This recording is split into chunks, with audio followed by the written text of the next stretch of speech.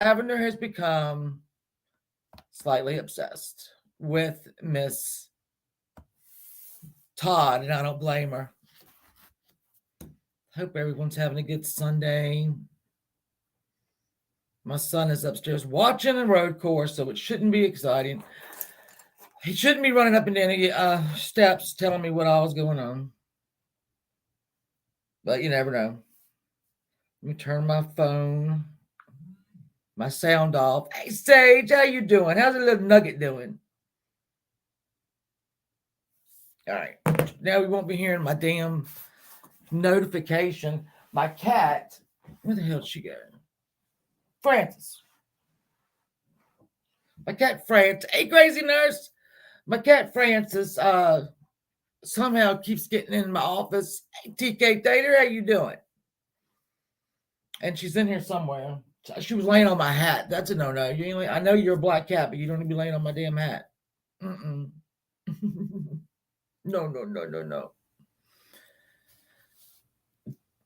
Oh, well, I'm good. I had a migraine from hell yesterday. I don't get them often, but when I do, I mean, I was pretty sure someone had shot me in the back of the head. It just didn't kill me. And I thought I can just push through this. I'll just take because I take Imitrex. As soon as the Imitrex hits my tongue, I'm like, so there was no way. I knew there was no way that I was going to be able to do this. Hey, Tammy, I'm just me. I love you. This is your busy time of year. I know. Spring and summer. We don't see Tammy. I'm just me. We don't see her no more. She stays busy. I've been, you get bored with one side of YouTube, and I'm not being mean, but, there's only so much you can say about people or warn people or whatever. So I'm over in the, Nicolina, Ghost, a lot of Mama T. Hey, Dragon. Oh, then I'm getting to know everybody. They have some crazy people over there. I kind of like them. Hold on. That's Mr. 681 coming inside them.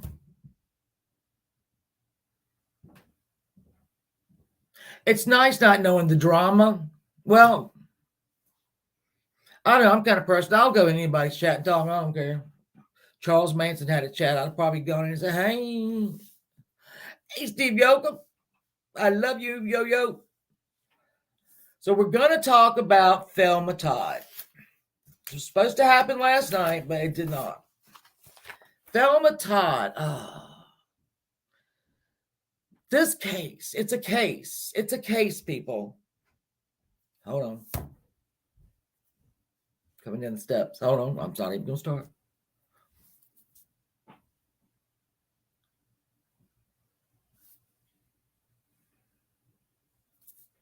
Hello? I'm live. You know that, right?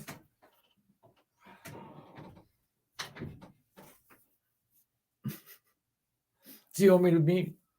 Mute, please. Okay, I have to mute for a second.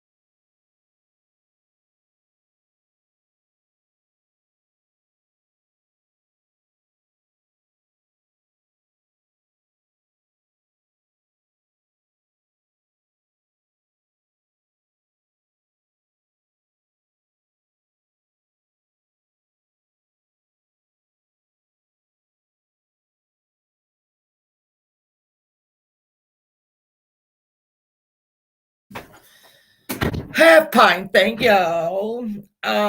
She's home. So I thought it was a long. I knew it was a very long time. Never lose hope. How you doing, my love? Hey, Earth. There's Earth. I'm glad Aunt Kathy's home. Let me hey Rachel, let me share my screen. I did not do a very good job in, because I was going to do this as one presentation, but there's no way that I could, because there's just too much information. So I don't think that's going to work. Well, it might work. Let's see. Hold on. Now I've lost everybody.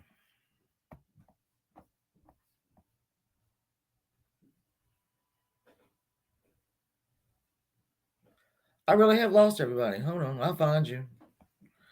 I'll find you, but you're hiding right now. So Thelma Todd, hold on, y'all. God bless America. Every time I try, there you are. Every time I try,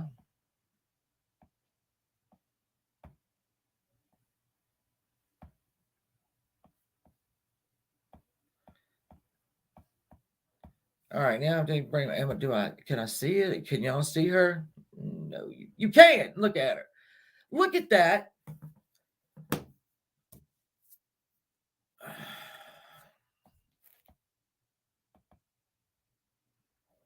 Hey, crimes and have consequences. How are you? Wow. Somebody's got a lot of time on their hands today.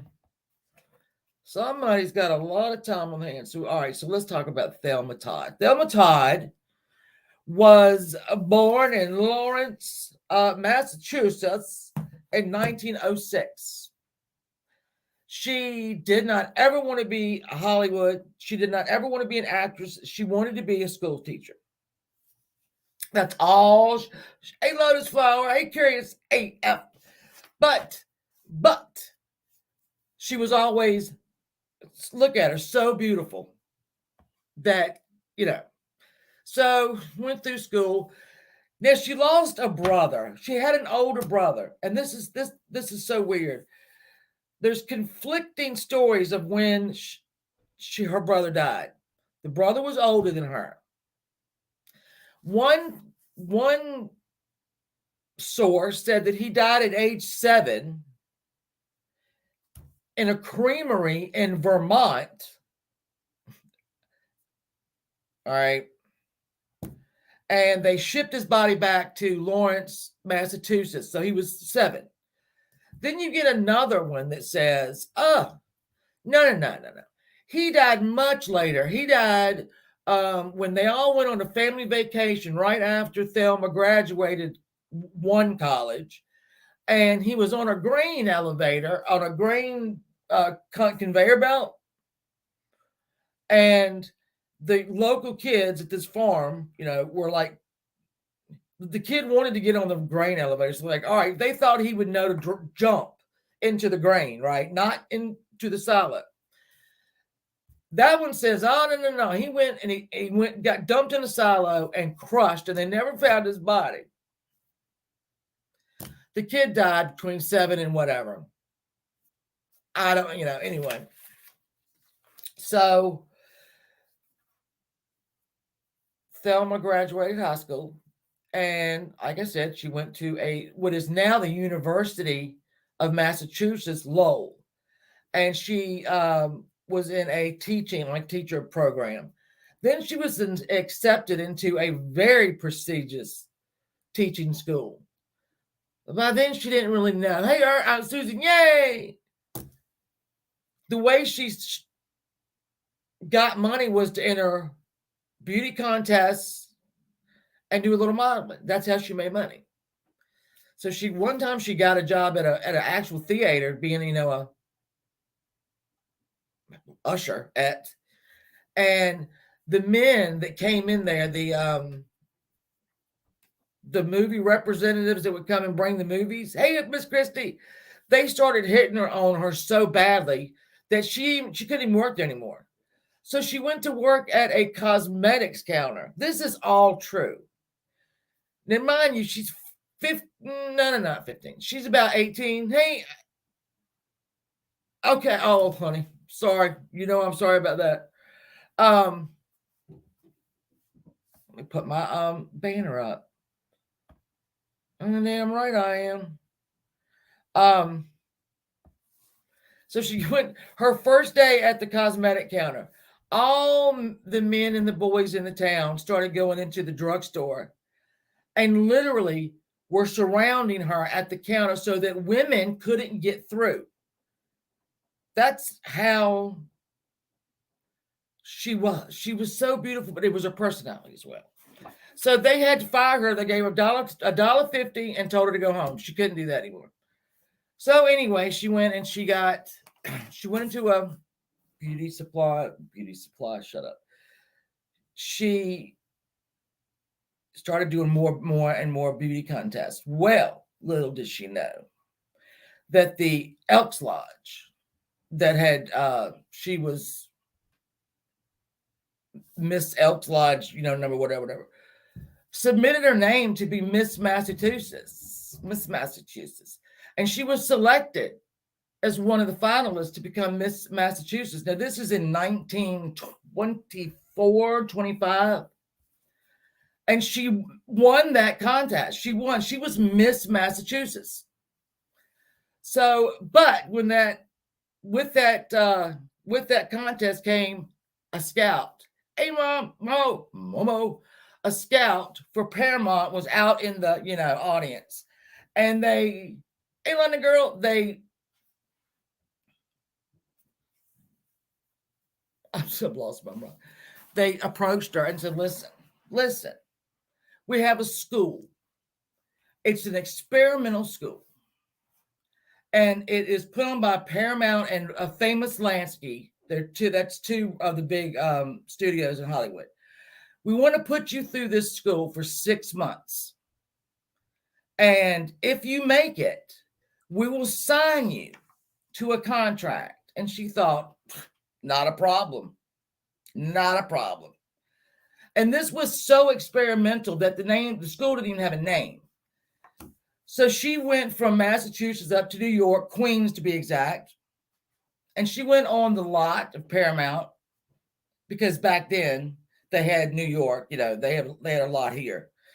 The only star that was still holding out and wouldn't move to Hollywood was Gloria Swanson, who was their biggest star. And she was still making films at that Paramount studio. So these kids, because they're kids, man. They went through a grueling 6 months of singing, dancing, speaking, elocution, speech making. You had horseback riding, you had swimming, you had improv, comedy, drama. It was just, they were packed in APO. They were packed Daphne High. And that's grueling. That's absolutely grueling. One day, Gloria Swanson called little Thelma over and said, "What is your name?" Now, mind you, at the time, Gloria Swanson is surrounded by her, hair, makeup, wardrobe, flunky, do this, do that. She was raised in hell, and she wanted to come. She said, "You come over here." And I asked her what she was doing, and Thelma said, "I'm in the school," and she was like, And Thelma said, "And one day maybe you'll be in one of my movies." Thelma said to Gloria Swanson, "One day you might be in one of my movies." To which Gloria Swanson rather quickly, bye. See ya, bye. So Thelma,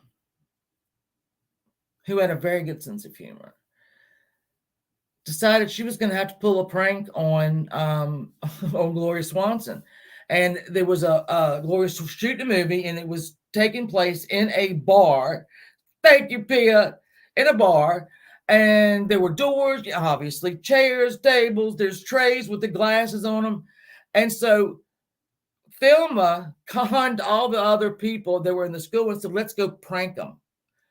So they nailed all the furniture to the floor. They glued the plates to the table. They glued the glasses to the to the tray.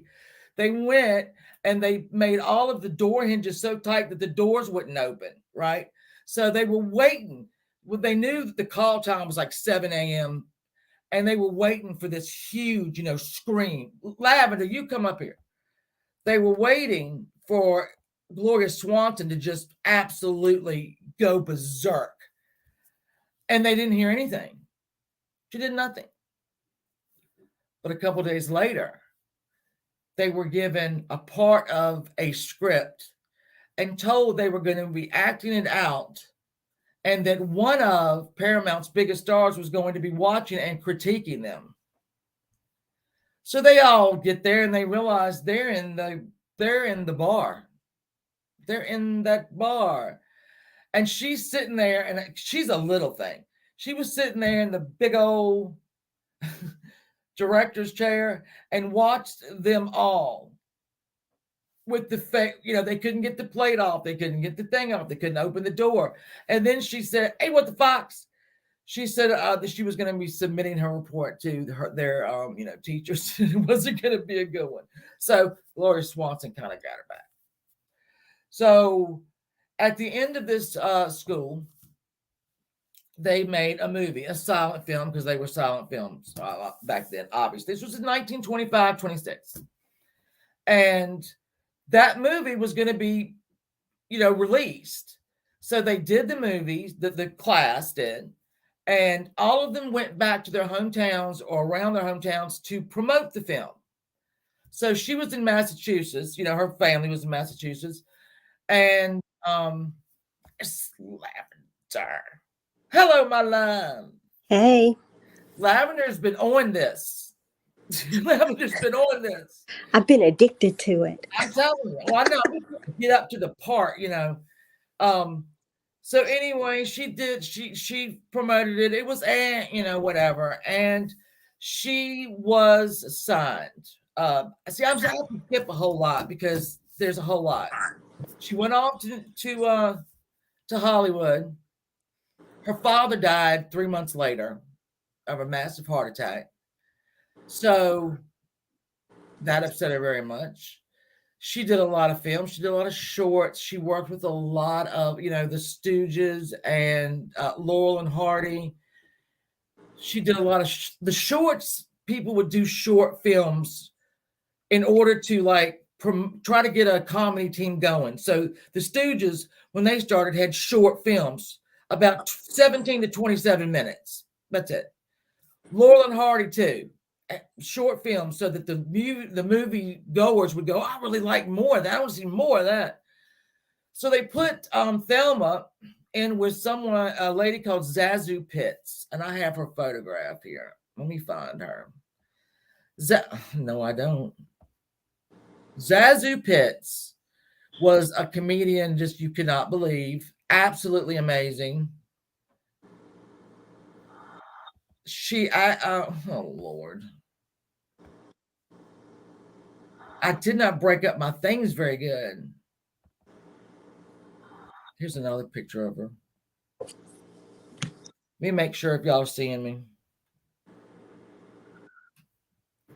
All right, anyway, she made some films, blah, blah, blah. All right. She was a very popular, one of the popular stars. Her run made she was like a 10-year run. She did some regular films, like long dramas, but her wheelhouse really was comedy. And she was Hal Roach. Hal Roach made a lot of comedy films, a lot of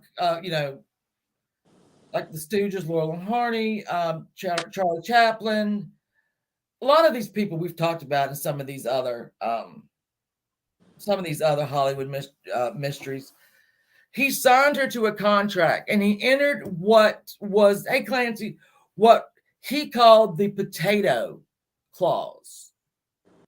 And this clause, I doubt she ever read it, said if she gained over 5 pounds, he could fire her. And that started Thelma on a lot of crash diets that ended, I'm going to say ended her life, but she had a whole lot of heart problems.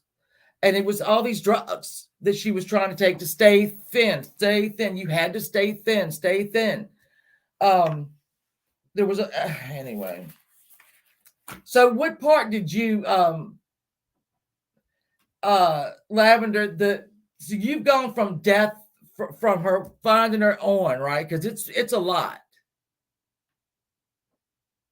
Is Lavender still here? Lavender's gone. Where'd you go, Lavender?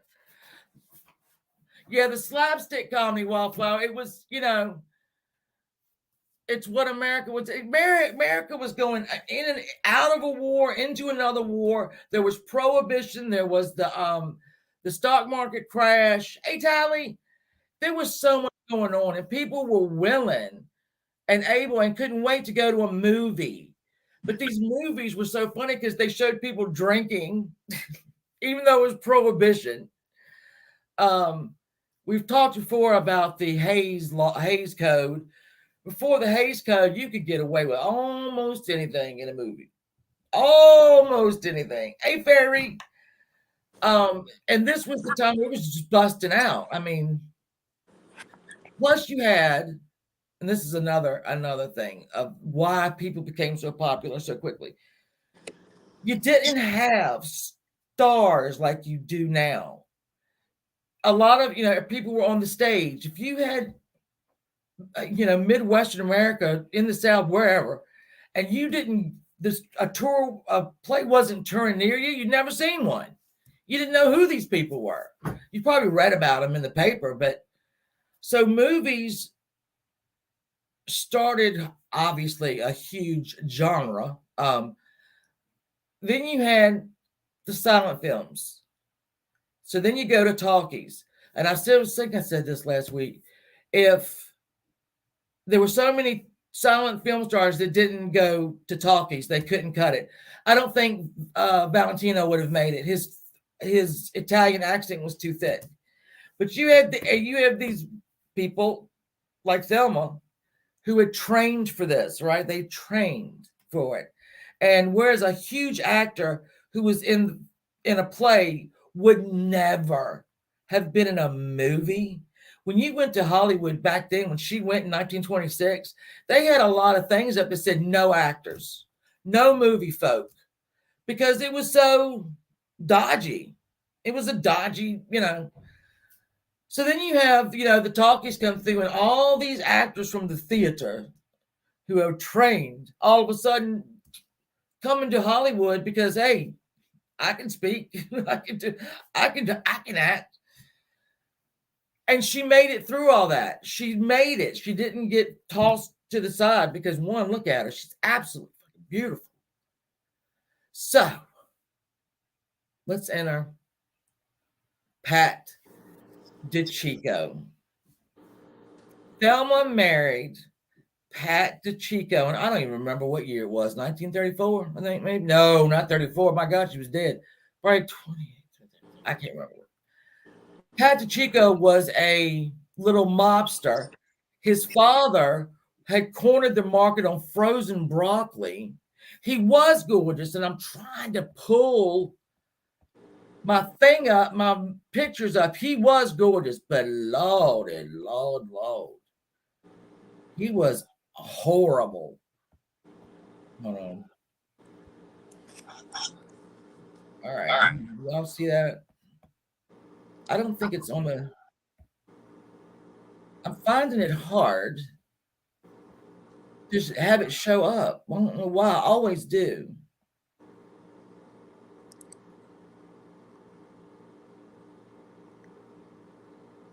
Yeah, you can't even see it. What did you think about Pat DiCicco, Lavender? Oh, bad news. But Yes, but didn't they say because her father was abusive, they thought that was maybe why she was more drawn to abusive men? Yeah, I mean, haven't we all? You got to remember, she was only 29 when she died, and she was from that little town. And at 29, was I making the best decisions? No. No, I wasn't. Let me see if y'all can see him now. Can you see him now? I always have hard times doing this. I get like the first picture on and then it's just not working for me. So she married. All right. So anyway, his father was the king of frozen broccoli. I don't know why. That is funny to me. And he came to Hollywood and he got into the mob a little bit and he was violent and he beat her and he fooled around on her and she just decided she said, that's enough. And at the time, when she divorced him, she had to leave him something in her will. Did you know that? Yes, that So was. she left him $1. He went on to marry Gloria Vanderbilt. When she was about 18, she might have been younger than that. And he was still extremely violent. So, but listen, who knew broccoli was going to be so, then she made a film with this man called Roland West. He was a producer, a director, a writer. He was married to a woman named Jewel Carmen. She was a silent film actress. Well, he decided he was going to cast Thelma in a film called Concierge. Concierge. Yeah. And it was a very weak. I mean, it was, it didn't produce a lot. It wasn't that great. But during this time, he fell in love with her. Maybe she fell in love with him too, but I don't know. So he decided he was going to leave the motion picture business. I can't do it anymore. I can't. I'm going to go into the restaurant business. So this is when things get weird. I can't figure out what happened, but he bought the roadside cafe and Thelma was his partner in it. So I mean, instead of saying Ronald West Seaside Cafe, they put her name on the marquee. And I've got to bring it up. I don't have to figure out how to bring it up. And didn't she like to cook and stuff? I thought I read that somewhere. Yeah. She liked to cook. Yeah, she did. She was on, like I said, I don't have time to explain a lot of her life to you because this, you'll see once we get over into her death and beyond, it gets real crazy, real quick. And it's a lot of information and it's a lot of changing information. I've never seen anything like it to be as old a case as it is, 1935, and you've had people that have written books. I have this one right here, Hot Toddy, which is one of her nicknames. Also, the Ice Cream Blonde. The Hot Toddy one is absolute bullshit. Sorry, I don't know. I don't know if this guy just said, "I'm just going to make everything up that I can, and then we're gonna," I don't understand. I don't understand how he got away with it. But anyway. Then there's another one called The Life and Times of Thelma Todd, and the book that I have right here, which is so detailed. Testimony of a Death. And I mean, it's a lot. It's a lot. And I've read it all, but I keep having to go back. Well, do you have that book, Fallen Angels? No. There's another one. There's supposed to be a book called Fallen Angels, and it's like a lot of mysteries about old Hollywood and like deaths and things like that. I am not. It's all up here in my head. I obsess over it just a little bit. Just a little bit. So, all right. Let me get on here. I got to find a picture of the cafe because it's really quite lovely. It's a quite lovely place. There's a little okay. There's a little what do you call that? Archway, a little gateway that comes over from the ocean, so you can come straight to the cafe. The bottom was like a seaside cafe. Then on this second level, there was going to be a little supper club, a little something, more than the cafe downstairs. And then there was the Hola Oya Club. That was Roland's. Yes. And I'm going to show you their, I'm going to try to show you their home. Now, mind you, he is still married to Jules Carmen, and she lives up the hill and to the right.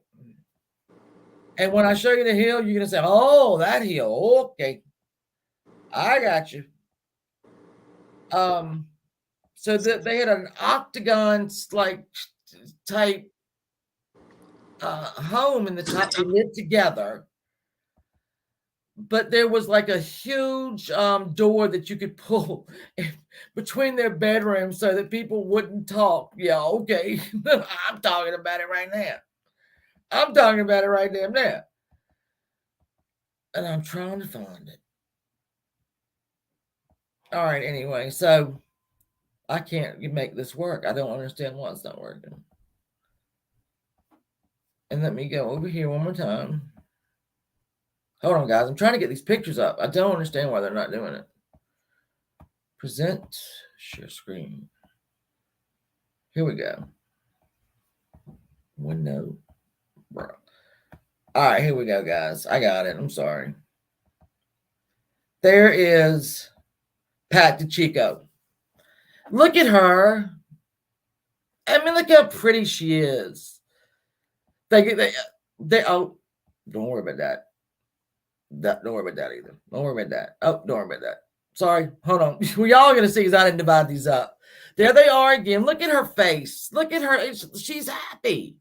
She'd only known him 4 months before she went and married him. This is Zazu Pitts with her, the first comedy team that she paired up with. These helped me a lot. And there was a star called Barbara Lamar, and she was dubbed the girl too beautiful for Hollywood. And she she had been caught down in Hollywood underage in bars, and the judge would tell her every time, you are too beautiful, go back to your family. She'd go back up to Washington State, and she'd come right the hell back. And she eventually became a silent film star. And she was beautiful, okay. She was also a complete alcoholic and drug addict. She had a child, and like many people did back then, she had a son, had him in Mexico, went back a year and a half, 2 years later, adopted him and brought him back up. If you all know, Loretta Young did the exact same thing when she and Clark Gable were in a film together. She was a huge, outstanding Catholic girl, and she had an affair with him, and she had, again, went down to South America, had the baby, went back 2 years later, and adopted it. So anyway, when Barbara Lamar died, Zazu Pitts took her son to raise. That's how much she thought of Barbara Lamar. She also thought a whole lot of Thelma. In fact, when they had Thelma's body in the funeral home, she sat with the body so that Thelma wouldn't be alone. And that's, there they are again. There she is with Laurel and Hardy. There is Patty Kelly. If y'all are any kind of old movie people, you know her face. She was basically a character actor, but she was hilarious. She starred in a lot of movies with Jean Harlow. That's Lucky Luciano. All right, look at the cafe. Now see this, what I'm pointing at right here? That's the apartment. That's the apartment up there. It's an octagon. Wait a minute. Or is that the apartment? I can never tell. And there's Thelma Todd, and then you have all that. And let me go back a little bit. So I tried to divide these up, and I didn't do well. Well, we're going to need that. Here's the Oya's cuisine. That's Roland West little joint there. And these are just, well, not just, they are menu items. Look at the prices on those things.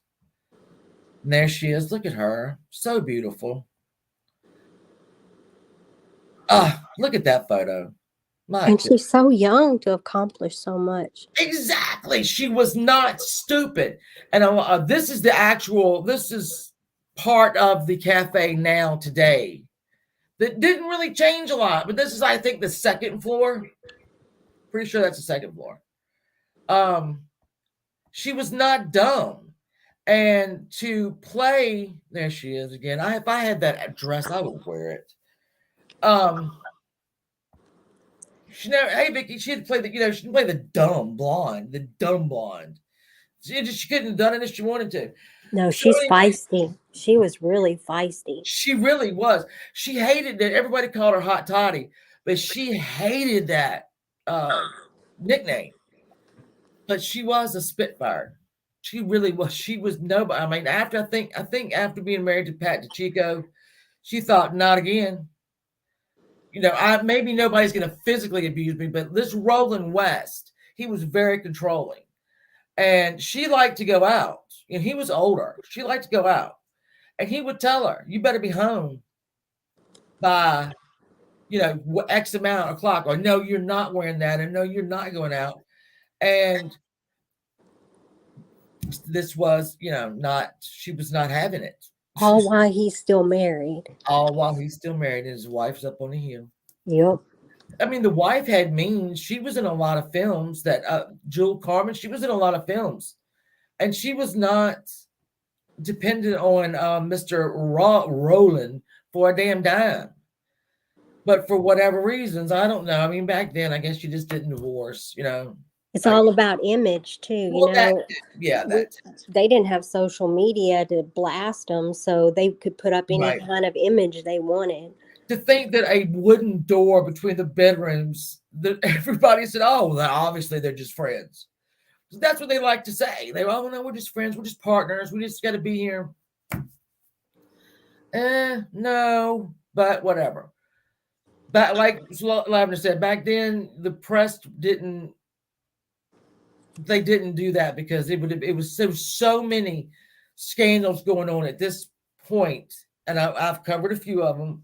We covered William Desmond Taylor and the two stars he took out with his death, which was Mary Miles Minter and Mabel Normand. So he got murdered, and he took out two with him that didn't have probably nothing to do with it.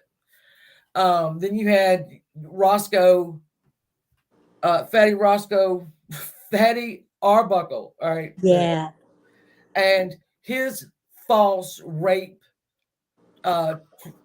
It was 3 trials, one after another. They couldn't get a jury to do. It was two hung juries, and then the last one was in his favor, and so but you still had that going on. You had Bugsby Berkeley had just killed somebody while he was drunk driving. It was so many scandals. So the studios would do anything they could, pay off anybody they could to keep the press quiet, and it worked. I mean, it pretty much worked. So I got to do this quick. I hate to do it quick. So on the night of December 14th, was it December 14th, 15? Yeah, 14th. 15. Anyway, Thelma was the guest of honor at a dinner party at Trocadero's. And let's go back and I'll show you what Trocadero's is. I'll show you Trocadero's. And the Ida Lupino, and I don't know if y'all know who Ida Lupino. She was an older, I think she died in maybe the 60s, maybe. But she was a pretty big star. Well, her parents were having a party in honor of Miss Todd at the Trocadero. And here's the Trocadero. Please tell me that you're seeing this Trocadero. If you are not, I'm going to throw this computer in the trash. And you are not. Okay, not a problem. That's Trocadero. So that day, during that day, Thelma and her mother went Christmas shopping. They went to lunch. They had a lovely day. They had Christmas presents all in her car. And her mother came back to the cafe with Thelma so Thelma could get ready. And her mother lived near the Trocadero. So she said, you know what, just take me home. Get the chauffeur to take me home when he takes you to the Trocadero. And so she sat there with her while she got dressed in a beautiful blue sequin dress with a cape, with little blue silk slippers. Hold on, there's a lot of shit. So she had on $20,000 worth of jewelry. $20,000 worth of jewelry in 1935. Think about if I had $20,000 now. She had $20,000 of jewelry on, which was a square cut diamond ring, a diamond studded watch, platinum pin and brooch, two diamond hair clips, and her long mink coat. So she called the Trocadero and said, "Is anybody?" No, I take that back. I take that back. She didn't call them. So they get in the chauffeur. They get into the limousine, and Ronald, before she leaves, says, "You better be back by 2:00." And she said, "I'll be back by 5:00." And she left. She was like, right. So they go by the Trocadero. She runs in and says, "Is anybody here for my party yet?" And the maitre d' said, "Why, yes, they are." And she said, "Okay." She ran back out and said, "Mom, I'll see you later. Charles is going to take you home, and I'll talk to you tomorrow." And she goes in. The mother gets dropped off. The chauffeur comes back and waits. So they drink for a little while in the bar. Everyone agrees that she was in a great mood. I say everyone agrees she was in a great mood right now. They went on over to the dinner club because the Trocadero was a bar, a dinner club, a dance floor. It was a lot going on in the Trocadero. And they made their way to each. And about 2:00, she told the maitre d' to call Roland West and said she was on her way home. And he did. But Pat DeChico came in the front door with a date. Rumor has it that he was actually supposed to be her date for the dinner party, and he didn't show. But then he showed with the little actress. So this delayed her departure by a bit. And she was seen having a few words with him. And then she decided to get on the dance floor, and she was dancing. And so she didn't end up leaving until 4 a.m. So everybody still at this point agrees on a few things.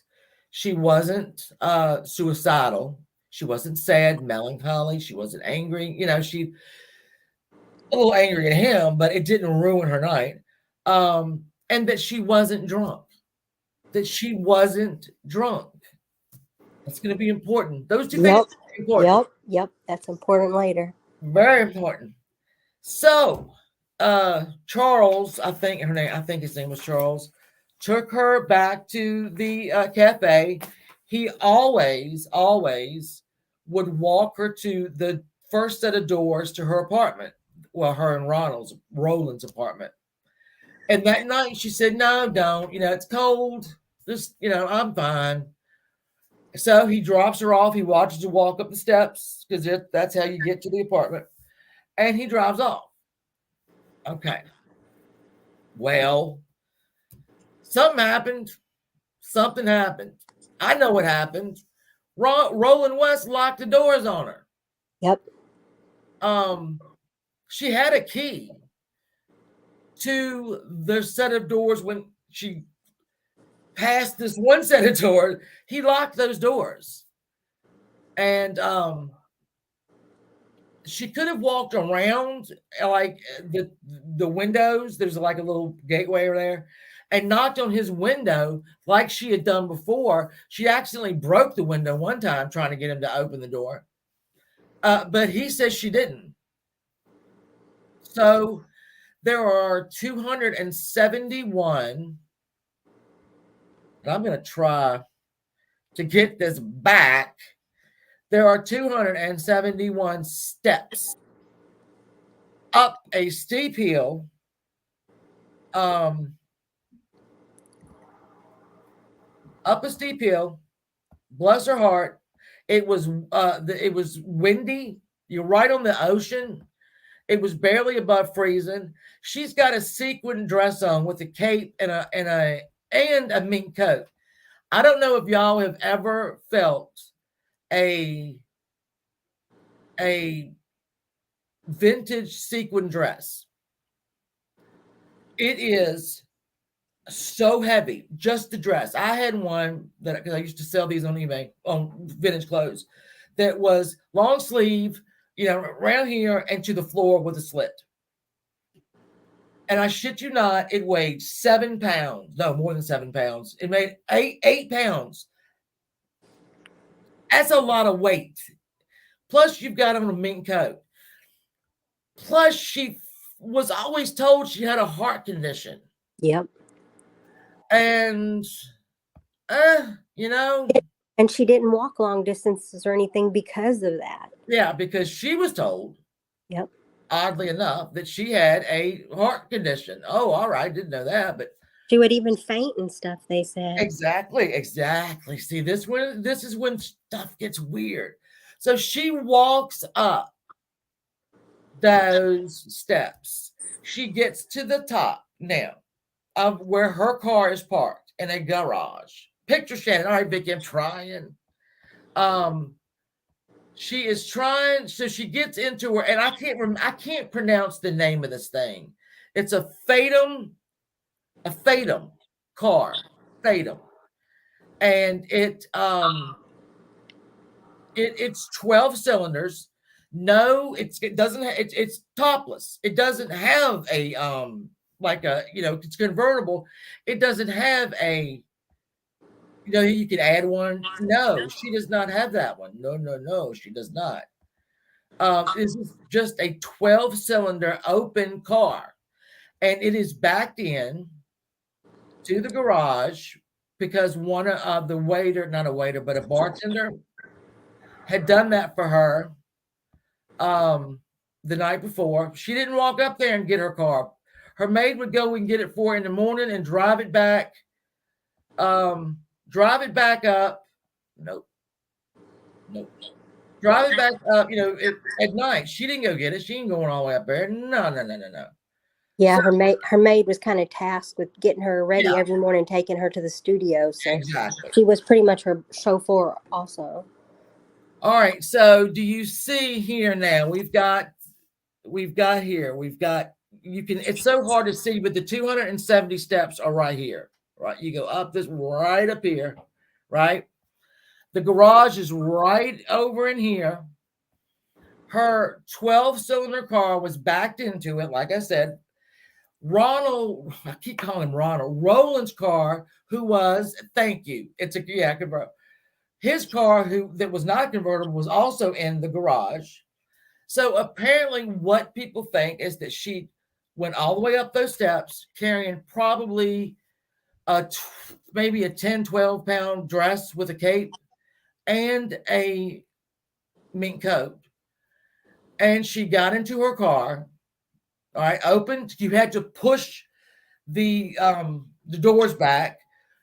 So she got into her car to stay warm. She started the car and shut the doors. Now she died of what is it? She said carbon monoxide poisoning. There is no doubt that's how she died. There's no disputing that. What is in dispute that she wasn't found until Monday morning. This was Saturday night, right? Early Sunday morning. Monday morning, May Whitehead, her maid, showed up to open up the garage, take her car, leave her car there, take her car down. She opens it up and she thinks, oh no, Thelma's asleep. And then she quickly realized that she was not asleep. So that's where I said we would end it. But I'm going to give you a little preview of something that's coming. Is that so the coroner pretty, he was pretty sure that she died Sunday morning, maybe around 9-10, No. maybe 6 or 7 to 10, let's put it that way. Yeah. And so that was released, that she died then. But we had a friend of hers go, wait a minute. She called me Sunday. She was invited to my cocktail party. She called me midday and asked if she could bring a date and said that we were just going to die when we found out who this date was. And they waited and she never showed up. And then we have people that are in Hollywood that's distinctly, this is Thelma Todd, mind you. This is not a blonde person. This is Thelma Todd. So you had a guy that ran a smoke shop and he was like, she came in and made a phone call Sunday. She asked me to dial it because Thelma didn't like dialing the phone. I don't know why. She didn't like it. He said, she asked me to dial a phone for her. He said, she looked a little disheveled, but she was, she had a conversation with the person. And then you had two other people said, no, we saw her driving down the road, driving down like Hollywood Boulevard or Sunset Boulevard. Yep. And one of the people that saw her that day on Sunday was Jewel Carmen. Yep. Which, if you remember, was Roland West's wife, swore to it. And so she died then, right? The coroner's like, no, that's when she died. No, I don't believe it. Oh. And also, when they took her body in on, Monday morning, and they did a blood alcohol, she was stinking drunk. Yes, 0.13. Yes, stinking drunk. But everybody who saw her at Trocadero's, the chauffeur, said she was not drunk. She wasn't. Now, I've covered cases, like I covered the Superman case. He was very, very, very drunk. George, oh Lord, I can't even remember his name. Let me look him up. George, where are you, George? George Reeves. When they got him and took him in, he was drunk as a barrel full of monkeys. But everybody that saw him that night said, no, he was fine. But he had a very high tolerance for alcohol. I think if Thelma Todd had that much of a tolerance for alcohol, which is gigantic, everybody would have known she'd have been drunk every day. So, and that's just two things that we're telling you right now that goes wonky the day after she was found. We go from having a regular coroner's jury, which they at a coroner's jury in 1935 in Los Angeles, the coroner would just go outside and say, can none of y'all come here real quick and just listen to this real quick. And 9 out of 10 times the coroner's jury would believe the coroner and say, yes, doesn't merit any more investigation. Well, they pulled in a coroner's jury and those people said, oh, no. Most of them said, no, something's not right.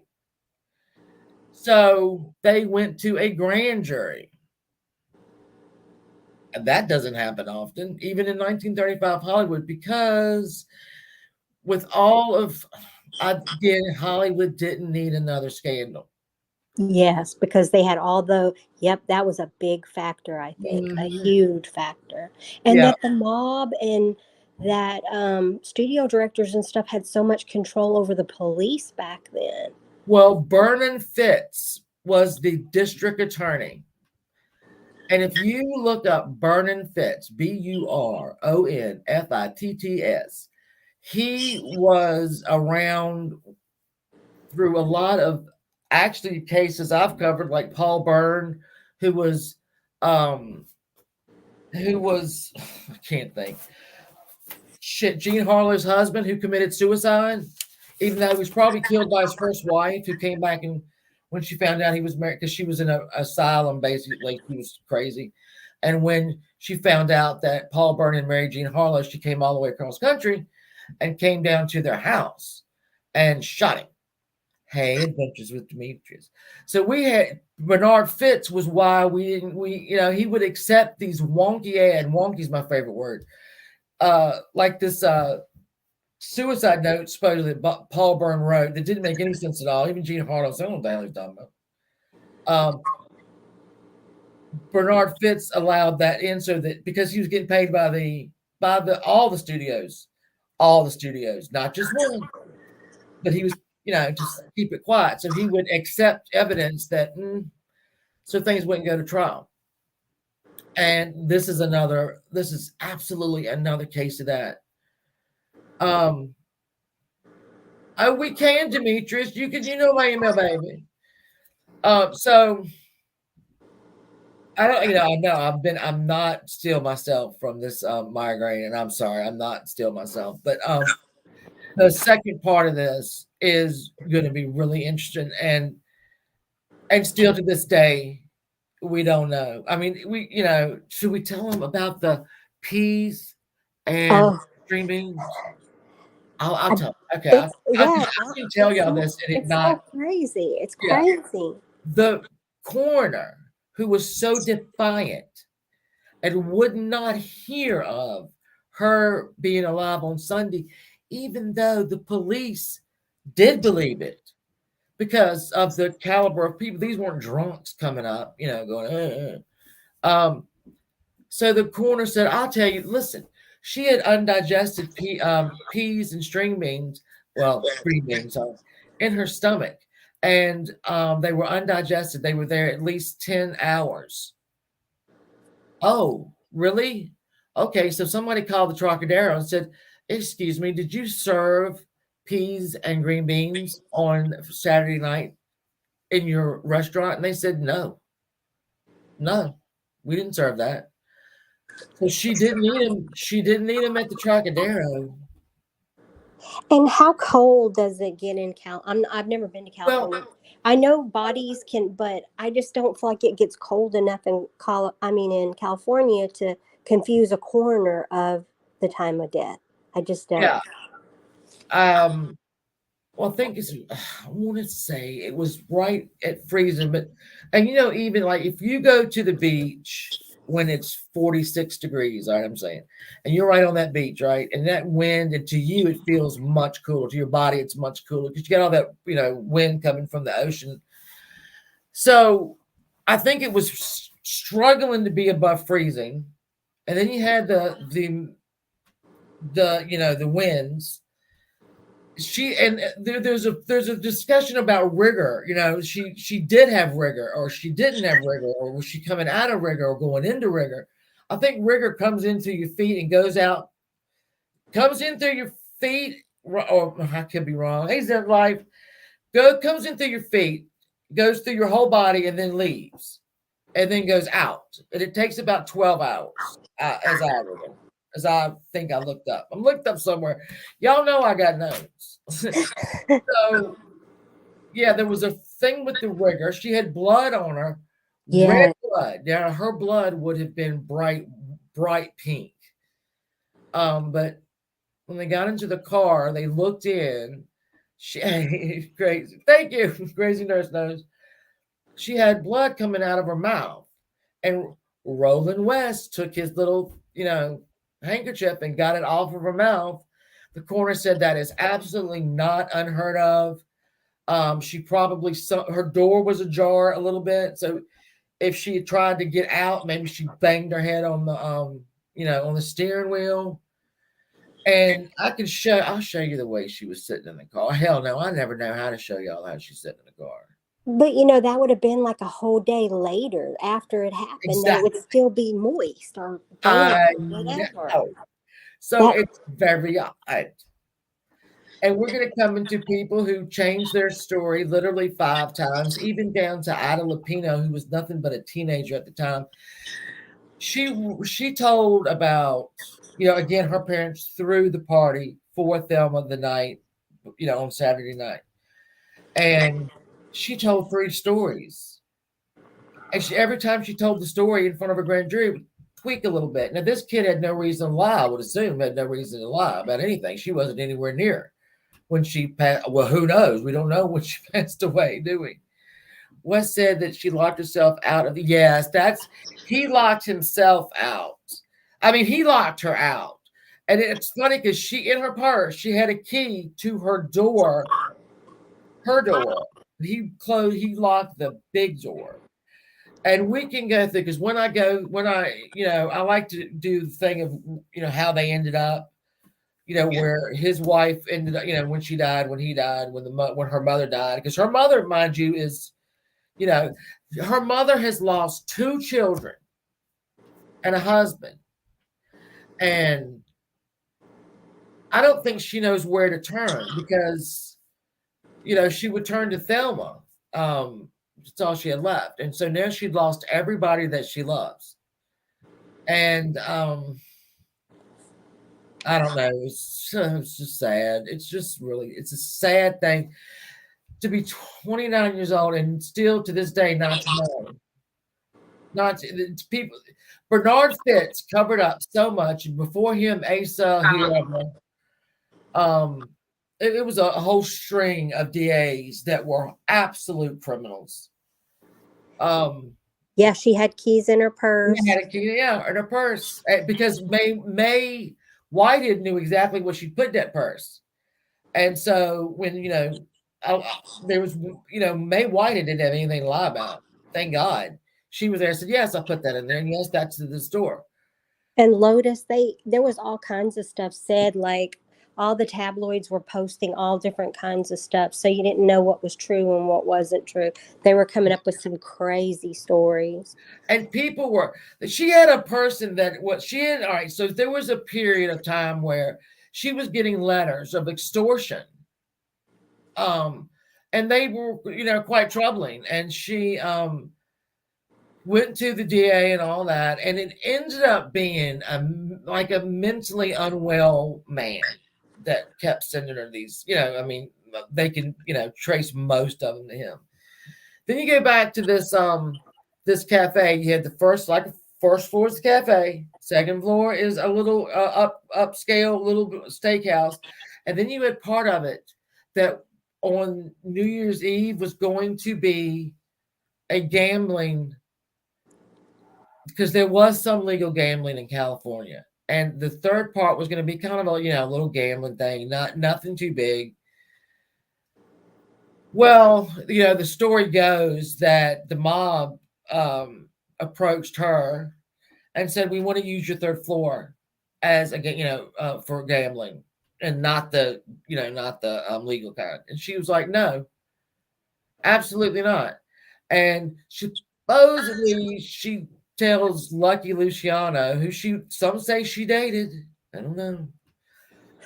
She said, over my dead body, and he said, I can do that. So, there are a lot of gambling and mobs and jealous boyfriends and jealous wives of the boyfriends. And she had that'd be two, I think Pat Chico and Lucky Luciano were, in there pretty close together. So there's a lot that's going to go on after, her body is found. There's going to be a lot going on. And I hope y'all come back for it, because it'll be much. I will not have a migraine hangover like I do today. I'm sorry about that. And Lotus and Crazy Nurse, y'all are both kind of where I'm at. My whole theory kind of goes around some of the stuff y'all are saying right there. Hey, Liz, I didn't see you come in, baby. I'm sorry. I'll try to, there was a couple real good articles I read. I'll try to find the links back on my phone memory and share them under this, in the comment section under this. Maybe some of them want to read about it and see if they have a different theory and want to debate it. Irish Steve-O, I love you, baby. there's she, like we alluded to, we're telling you that she was told she had this heart condition, and she would faint, and she couldn't do a lot of exercise or walking or whatever. This is what the cardiologist told her. But when the coroner opened her up, he said there's nothing wrong with her heart, nothing at all. Now, is that him saying it because he's in there with the fits in them? I don't know. But the coroner said her heart was fine. There was not one thing wrong with it. So this is very, Stephen. I mean, there's a lot of huhs. That's what I'll call them, huh? Because every time there's a lot on YouTube you can watch about it. There's a lot on Google you can read about it, and it's always different. Yeah, It's always different. I read one article though that was, I guess I couldn't really tell if they wrote books or something, that they had something to do with that Lost Angels or something book or what, but their breakdown of it was so interesting. I'll have to go. Can you send me that? Yeah, I'm gonna try to find it in my memory, because I sat there. If you're too lazy, people, on the top of your phone, you can tell your phone to read the article for you, and it will. Yeah, I mean, it's because I'm lazy when it comes to reading. See, I'll read a couple of things.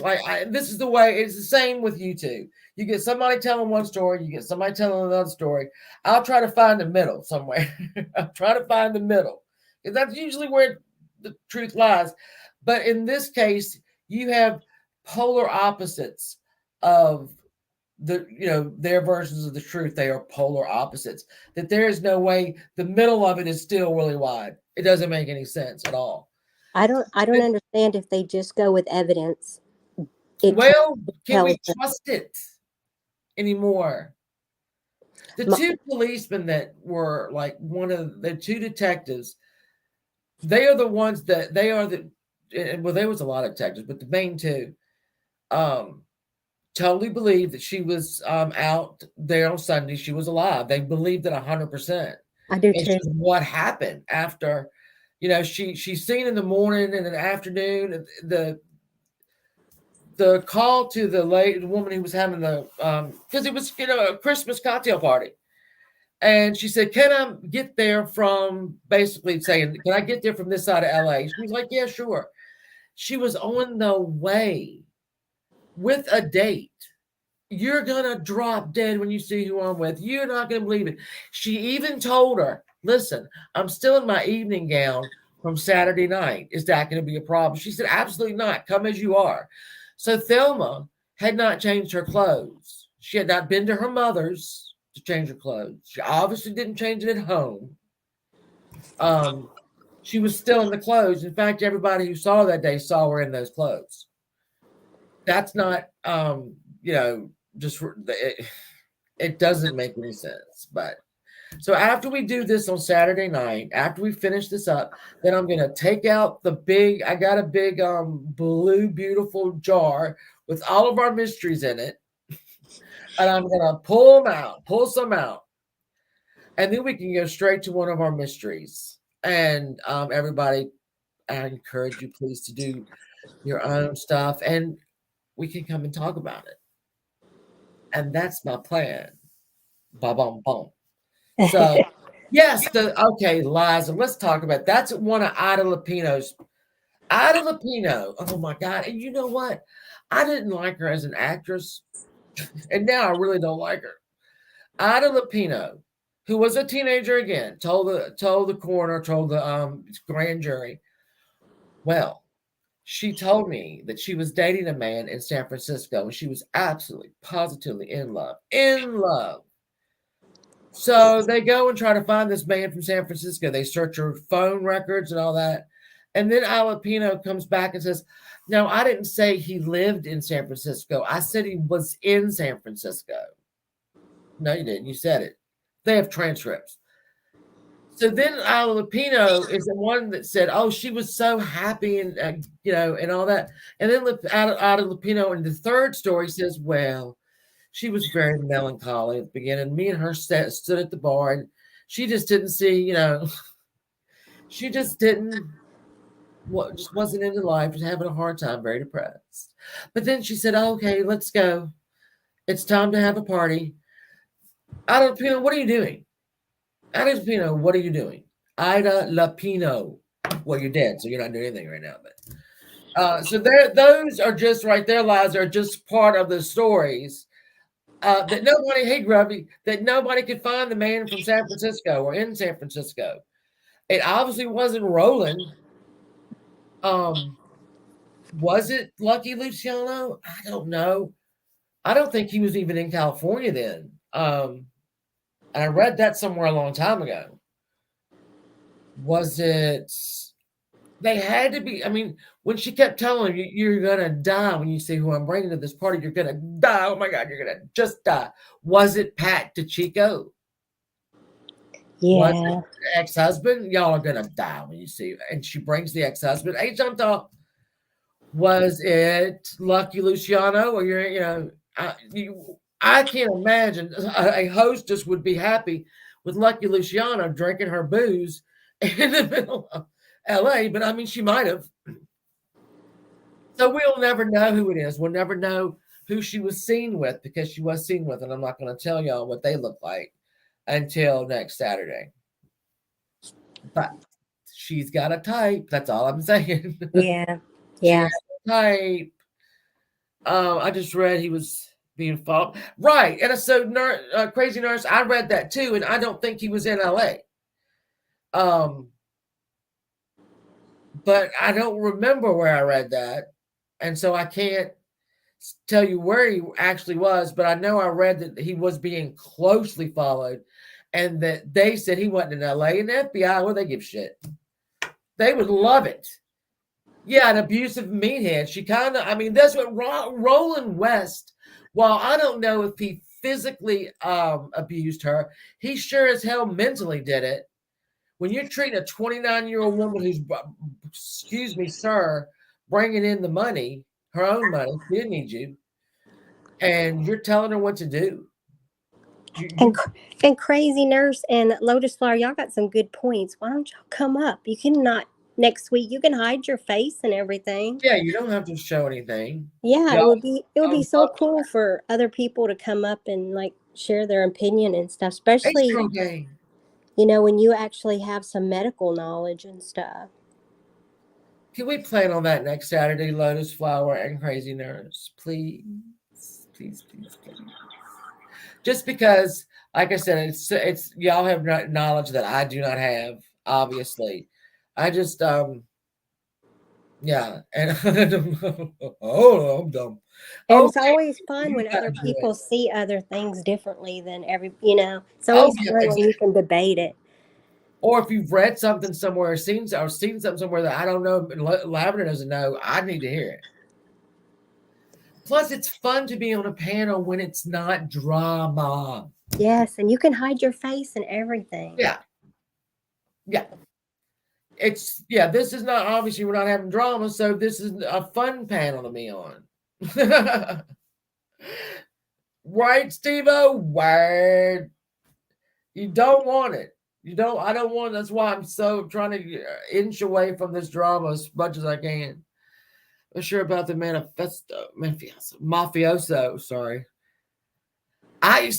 We will never know who that man is. We will never know. I hope I go to heaven so that I can run into all these people and say, "Hey, Thelma, girl, what was you with on that Sunday? Dude, who was you going to take to that party?" Well, I have it from very good advice from somebody that has a jackboot that we are not making it. We will not make it there. So We're not making it we're not making it. to away from drama. No to heaven. We're not making the Oh, cut. that's right. No, I know. Me and you are not You know, we're not making the cut. this is one of the things that my grandmother is a genius. She's a 101-year-old genius, and she's very interesting to talk to, obviously. And she said this, and I think about it every time I hear her spouting off like this. My grandmother says, out of all of the commandments, if you just follow one, all the rest of them will take care of themselves. And I'm like, which one? And she said, love thy neighbor. Yeah, You do that. the strange thing, my son, that was one that in his Bible that he had highlighted, Right. underlined, and quotation marks at the side. Like he would write in his Bible and do little things, but on that one, man, he had it underlined, highlighted, and quotation And marks. see, isn't that odd? Because I obviously did not know that. But my grandmother said, if you love thy neighbor, everything else will fall into place. And so this will be a slice, just hey, truth be told, a little slice of drama. When I hear that one say that God hates homosexuals, love thy neighbor, he wouldn't have put it in the top 10 if he didn't mean it. And that's why I like these new topics and these new things, because it's getting everybody away from all the hate and Yes. anger and Yes. and if we want to get away from that, we got to find something that we all enjoy, and Yes. we all need to start talking and all, and having fun with it, because that's Exactly. when you get away from the dramas, when you start having fun. I could do this all. I really, if you all wanted to, I could do this till 12 o'clock tonight. And if I run out of stuff on Thelma Todd, I will just open up my drawer, because some of y'all don't know. Let me show you. The other cases that I've done that are, let's see. Let's just go. William Desmond Taylor. Hold on. That's all my handwriting in there, by the way, where I do my thing. If we got bored with William Desmond Taylor, that ain't a problem. That's not a problem at all. We can go back to Dorothy Kilgallen. That's a whole thing in itself. Then I've got George Reeves in here. And then I've got the Fort Worth trio. And then I've got the Springfield 3. We can do it. See, that's crazy, nurse. My grandmother and when she says it, if you follow one commandment, that one will see you through. If you just love your neighbor, that's all, and everything else falls into place. And she's right. She's absolutely right. I've been so focused on this panel and this story that I haven't even looked this whole week at any Oh, I locales. haven't either. No, I've been just watching videos about Thelma Todd and reading and stuff. I haven't been worried about any of the locales. no, So I think it's a good thing. it is a good thing. It's the only thing that's keeping me sane. Honestly, I just don't want to, George Hodel, when we talk, all right, listen. When we talk about the Black Dahlia, we're going to talk about George Hodel. If you have a week to live, all right, go get George Hodel's book about his dad being the man who killed the Black Dahlia, because reading it will seem like a lifetime. And he's written 2 more books after that. I don't know what he could have missed, but that'll be when we get to Black. Thank you, Rachel. She's listen. I wish I'd have listened to her more in my life, in the beginning. But as she said, you were going to do what you were going to do, and you grew up when I'm like, yeah, you're right. I can't. She'll even admit that when she was younger, she wasn't obviously not the woman she is now. At 101, she's so wise. Dr. George Hodel. That's a big dive, Lotus. And look, I've got, I don't know how many books on the Hodels and the hee-haws and the this and that's. And I've read all these books it convinced me that so many different people killed the Black Dahlia. But the only person that never convinced me is the Hodel guy, that his father did it. He never convinced me. And I'm telling you, when I finished that book, I was exhausted. It was so, and I love a lot of information. His information was worthless. I didn't need it. So, thank you, Steve-O. All right, well, I need to go upstairs because my husband came home from work and is cooking dinner. So I probably need to go and take over. If you can burn it, he gonna burn it. I talked my husband into letting me do dinner early, just so I kept asking. I said, "Can we do dinner early?" He said, "What are you up to?" I said, "Well, I want to do a panel." And he said, "Is it about all them car questions you've been asking me the last couple of days?" Yeah. I was like, "Yes." Yes, Lotus. The daughter now. The daughter is another thing. It's an interesting story. I've got everything. Oh, thank you, thank you, Lavender. Lavender's absolute. Every time I have her on panel, she anchors it, and then she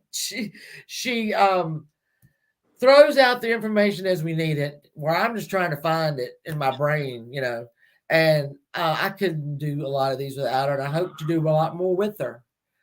Because I've had so much. I didn't have any interest in this until I was like, I'm going to look at this because Shannon likes it. I like Shannon. I'm going to check it out. And then I was like hooked. I've been just watching and reading. I've been hooked. It's fascinating. It is, and it keeps you out of the crap, and that's what I need. I'm telling you, it does. And you'll find out if you keep on with this. Like if you depending on what, I don't even know. The same names are going to start popping up, like the Fitz guy. The same names will pop up. Like when I did Dorothy Kilgallen, a lot of the same names popped up when I was doing. I can't even remember the other one. So I'm like, sums up. You got all these mysteries and these same set of people. Hell. So anyway, next Saturday at 9:00, we will do part 2.